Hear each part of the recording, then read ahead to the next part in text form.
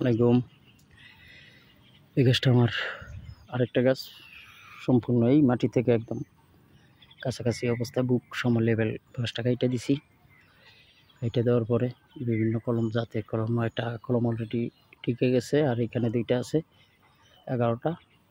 আর দুই একটা আগা ছাড়লে হয়তো ওই পাশ থেকে আর দুই একটা, হয়তো একটা আছে, এটাও রাখছি। আর আজকে এটাকে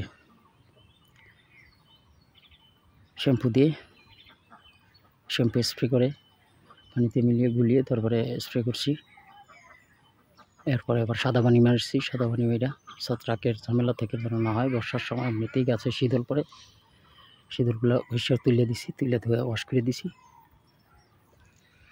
গাছটা সব কিছু মিলিয়ে গাছটা ইনশাল্লাহ ভালো কিছু হবে আশা করি। পরবর্তী ভিডিওতে ইনশাল্লাহ এটার আরও ভালো কিছু দেখতে পারবেন ইনশাল্লাহ। আল্লাহ হাফেজ।